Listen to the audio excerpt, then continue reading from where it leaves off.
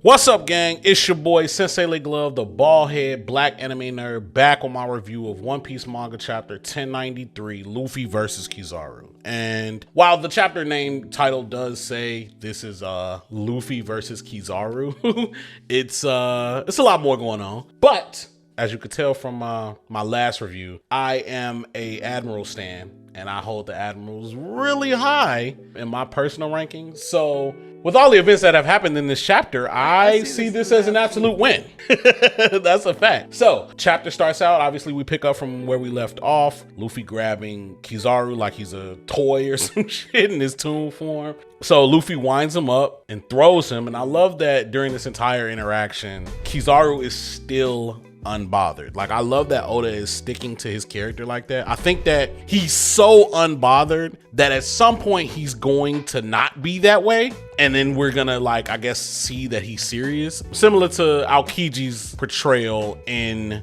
his fight with Garp. Like, that's the one time we didn't really see him be kind of lazy outside of obviously Marineford, but even Marineford is kind of questionable. Like, you'll see them make a face like, ah, damn you, but like, other than that, it wasn't none of the admirals looked as stressed, besides Akainu, because obviously he was under the most stress in that battle. But yeah, I think his fight with Garp really showed a side to him that we didn't really know. And I think the same thing is going to happen with Kizaru. I don't think that is going to happen with Akainu. And if it does, I think it'll be the reverse. It'll be more of a humanization of Akainu than it would be oh, okay, you know, these guys actually do have feelings and they respect Garp, or they respect so-and-so, or something like that. I don't think it'll be that way. But as of right now, my favorite admiral is holding his own. He gets thrown outside of Egghead and almost into the ocean, and it seems as though his arms are crossed like this as he's flying. Oh, I'm gonna go in the water. And it looked like he bent the light, like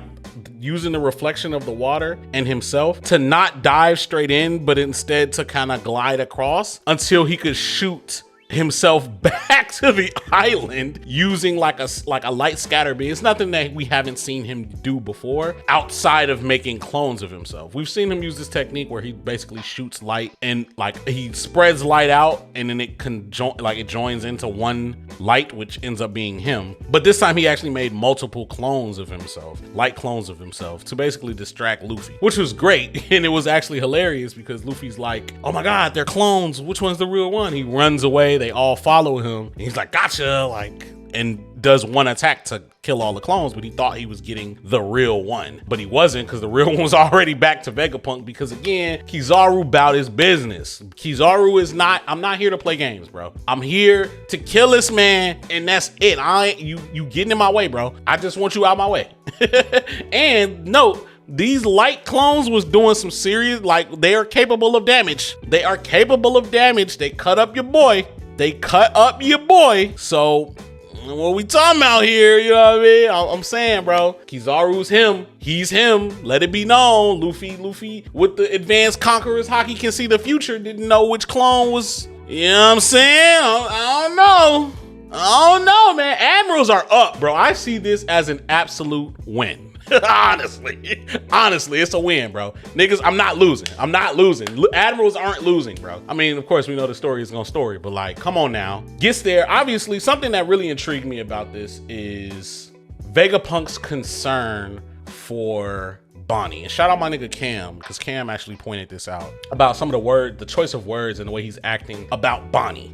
Speaking to Frankie about her getting knocked against the shield by Kizaru, like, you're a grown adult letting this happen to her. And it's like, it's kind of weird, like, you speaking to her like she's not also of age, like, you know what I mean? Like, what's going on? So that kind of like brought to my mind, like, maybe there is something going on there. Maybe she's not who she says she is, or all of what it seems. That's made even more present when we flash forward to Bonnie. She gets saved, or I don't want to say saved, but Sentomaru in his bloody beat the fuck up body catches her as she's falling from hitting the barrier, catches her, and clearly Sentomaru also knows who Bonnie is. So it has to be something there between the world government and Bonnie, and it may be something going on there. I'd like to think that it's just Vegapunk being, you know, feeling guilty and having, like, maybe knowing her since she was a baby. So he has that relationship. Oh, this is a young girl, this is so-and-so, instead of it being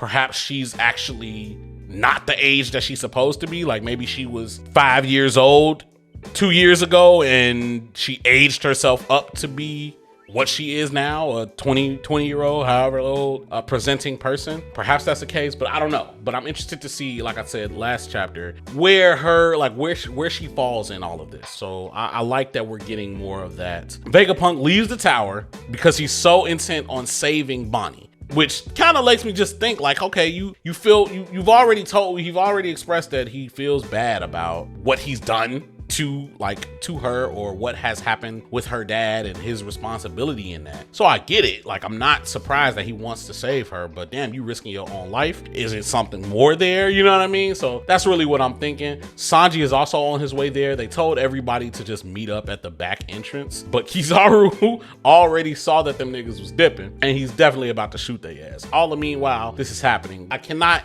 go any further in this review without talking about my nigga Zoro. Zoro casually just using advanced conqueror's coding, keeping Lucci at bay. And not only that, he lil bro'd him. He tells bro, at this power, bro, there's no way I'm letting you fight Luffy.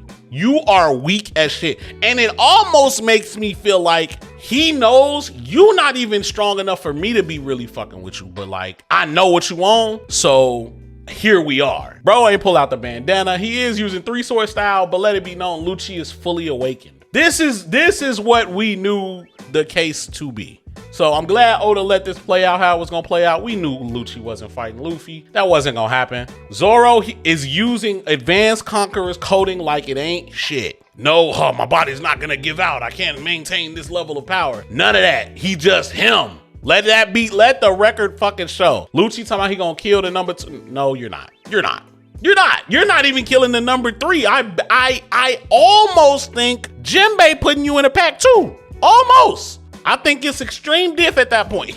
But you getting put in the pack either fucking way, Lucci. But lastly, because Vegapunk has left the tower, I think he pulled his ace that I was wondering why he hasn't pulled in the first place, to make an announcement to the PX, and I'm guessing the Seraphim as well, but I'm not sure, to now purge all the Marines. And obviously at the end of the chapter, we see Saturn's face. Here is why Saturn is here.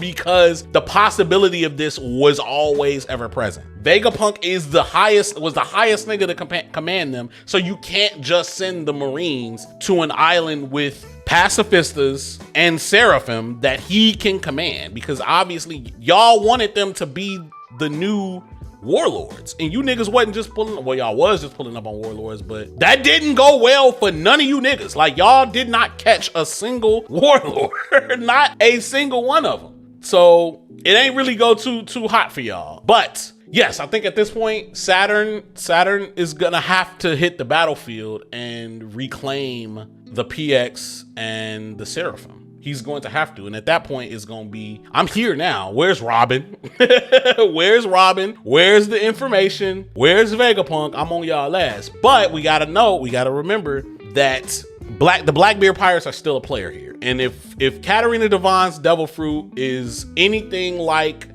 the shapeshifting Bonnie's fruit, we may have another switcheroo and flip on our hands where Katarina turns into Saturn and claims the Seraphim and PX for Blackbeard's crew. Like, that may also be a thing. So I'm very interested to see where this goes. Solid chapter overall. Some exciting things happen, but I'm overall just more so interested in Bonnie at this point and where this goes, and to see Saturn get in action. I know a couple of my homies, they got a bet on the line on this, and I can't wait to expose niggas once it happens. So yeah, man, great fucking chapter. Like, comment, subscribe. Let me know what you thought of the chapter down in the comments below. Let me know what you thought of my review down in the comments below. Follow me on Twitter at SenseiLayGlove. Follow me on Instagram at SenseiLayGlove. Make sure you subscribe to the channel, man. I'm back, bro. Like I said, I'm being consistent. I know one of the homies, Ultra Slayer 5, wants to know my next gloves off. I'm gonna let you niggas pick, man. Y'all tell me what y'all want the next gloves off topics to center around. Obviously, you know I do themes, so if you guys got a theme you would like for gloves off to be, and perhaps a specific guest or two that you may want on there, you let me know. But other than that, man, Sensei Lay Glove out.